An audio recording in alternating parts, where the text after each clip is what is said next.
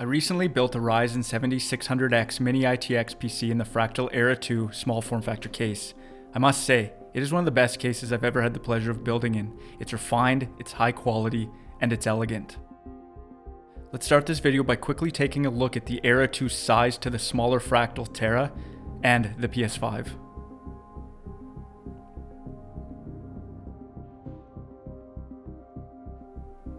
Alright, let's go. If you try to lift the unibody shell up, well, you can't. It's locked into place by the removable dust filter. In terms of dust filters, this is one of the best high quality filters out there. Once the filter is removed, we can lift up the shell.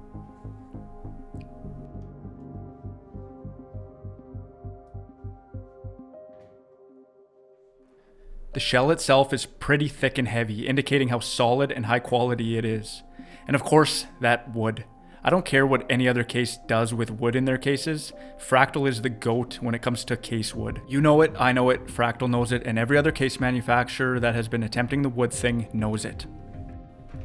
The top bracket is held in place by convenient latching mechanisms. Hopefully this case will start a trend with this. It's very convenient when building. And once again, the quality of this is great. Fractal didn't cut any manufacturing corners with this case. Well, there is a couple coming up, but we'll get to that when we get there. Now, depending on the GPU width and cooler height you're using, you'll have to adjust the case spine appropriately.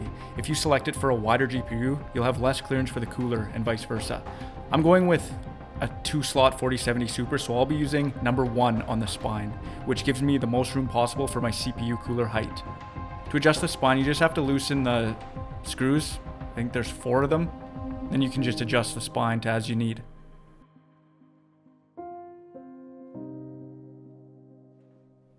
Alright, this is the first corner of Fractal cut. This accessory box is absolutely pitiful. But if corners are going to be cut anywhere, I guess this is where you'd want it to be. A lot of the fan wiring and front panel cables come pre-managed, and Fractal did a pretty good job with it, which is appreciated. There's even this little SSD cage included in this thing.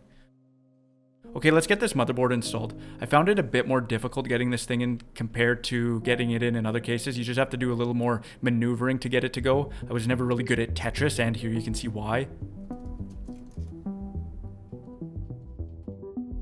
Once it is in though, it's a great fit. It lines up with all the pre-installed stand-up screws perfectly. All the tolerances are exceptional. The Fractal quality control department gets a shout out here.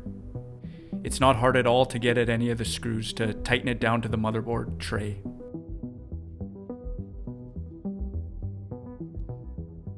Here's the PCI Express riser cable that also comes pre-installed, and you just have to slip it into the motherboard once it's in.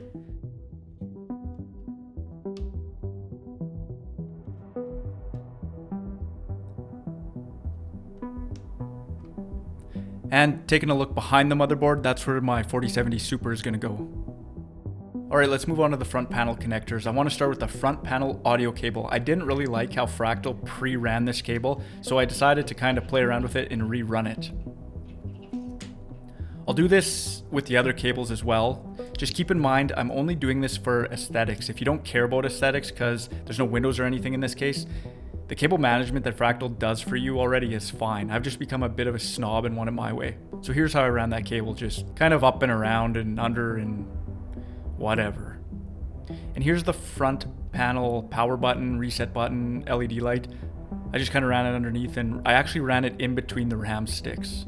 I don't think that's a bad idea. There's nothing really down in between the DIMM slots that would present any problems. I just thought it'd look nice and clean, and it actually does hide the cables. And the front panel USB connectors I'm just gonna leave for now until I get more of the components installed, because I know if I install them, I'll just have to remove them. The fan cables did not come pre-daisy chained, so if you want to run both off of a single motherboard fan header, you'll have to do that. I'm just going to plug this first one in first to the motherboard header, then I'll plug the other fan into the already plugged in fan. I really like all the space down in the bottom between the fans and under the motherboard to be able to run wires. A lot of SFF cases don't allow this type of clearance, and if they do, you have to disassemble parts of the case to access said clearance just to be able to run some cables. Being able to just fish things under and through makes for a build that is low on the frustration meter.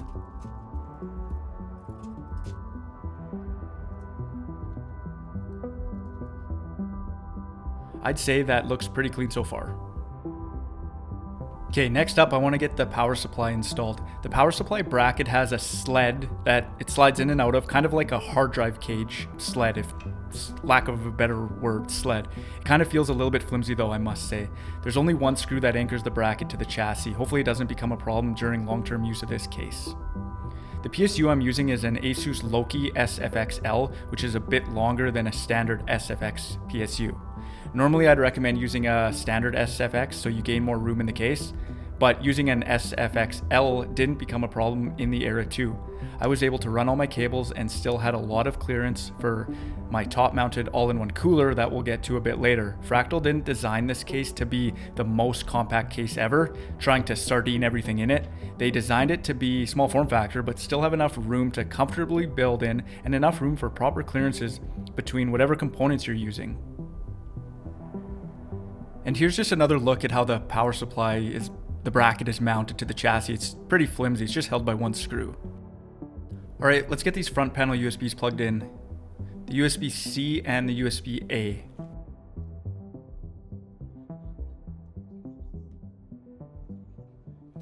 Alright, I really don't like this extra slack here. I don't know what I'm gonna do. You know what? I do know what I'm gonna do. I'm just gonna undo all the front panel connectors and rerun them to better fit my goals here. I'm just gonna pull them all underneath and out the back, and then kind of fish them through where I need them to go. You know what? Let's just get this SSD cage out of here completely because I'm not gonna use it. Here I reran the front audio connector. I just kind of adjusted it and just moved it down and then ran it, down and underneath everything in between the fans and plugged it back in.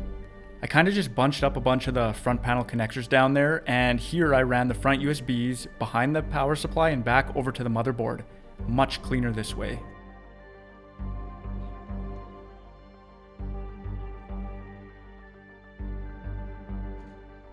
Alright, let's get these power supply cables plugged into the power supply and then run them where they need to go.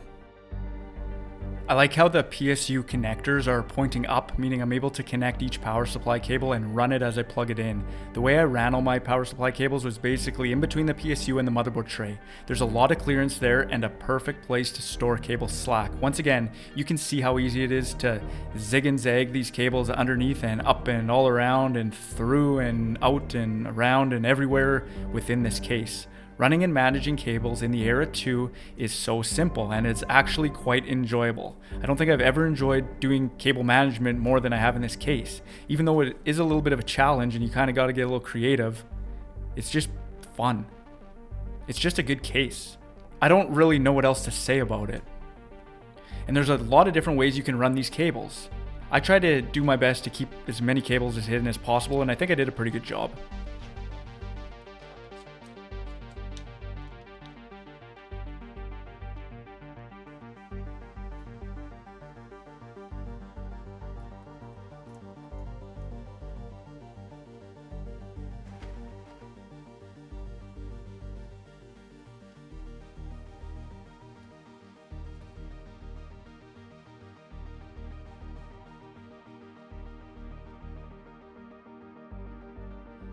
This little guy that I'm just going to leave dangling here is the GPU power cable that I'll plug in when the GPU's installed.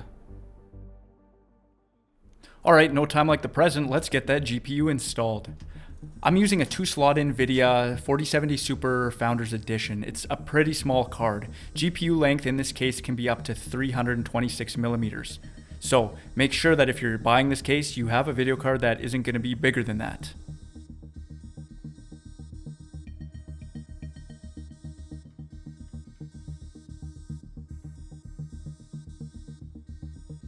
Alright, let's get this little dangler plugged in and then snug everything up.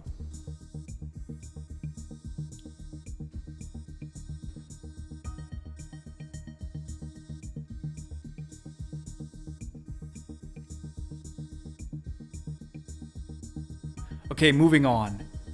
The last thing we got to do is get the CPU cooler in. I wanted to use an Arctic Liquid Freezer 3 280mm all-in-one cooler in here because I think it's the best all-in-one for the money out there at this time, but I didn't do my homework enough and it didn't fit. The radiator on the Arctic 280 is too thick.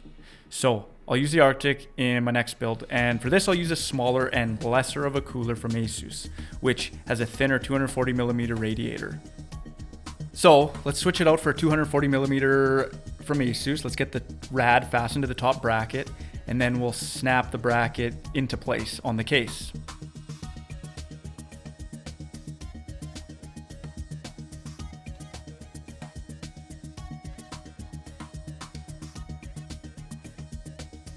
I guess the benefit of using a 240 over 280mm radiator in this case is that there's more room on the ends of the radiator, and there's actually a bit of clearance in between the bracket and the radiator to run fan cables and whatnot. So overall, it was probably more convenient to use a 240 over a 280mm all-in-one cooler in this case, but I'm still disappointed in myself because I like Arctic. Finally, let's mate the cooler block to the CPU, the Ryzen 7600X. And just an FYI, I did use thermal paste. It comes pre-applied on this cooler cold plate.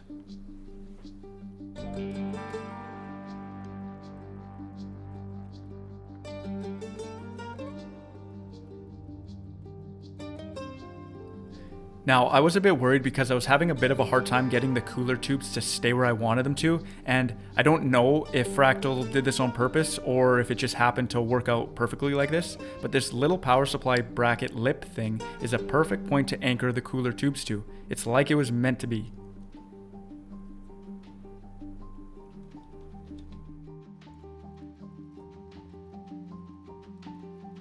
And just to further secure the tubes, I just also kind of wrap them up to this bundle of power supply cables down here.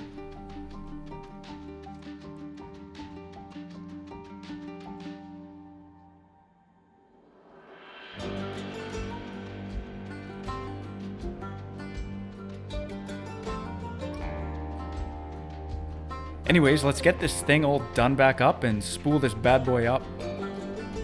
I am really happy with this build, and I'm very happy with this case. I think this case is awesome. This is one of the best cases I've ever built in, I think. With the included fans on the bottom and the fans up top, and with the vented side panels, this thing is going to have a lot of airflow. Overheating isn't going to be a problem. If you're considering this case, I say get it. Just make sure you do your homework and select the right components, especially regarding the GPU length, radiator thickness, CPU cooler height. Just do your homework and you'll be fine. Anyways, thanks for watching. Bye.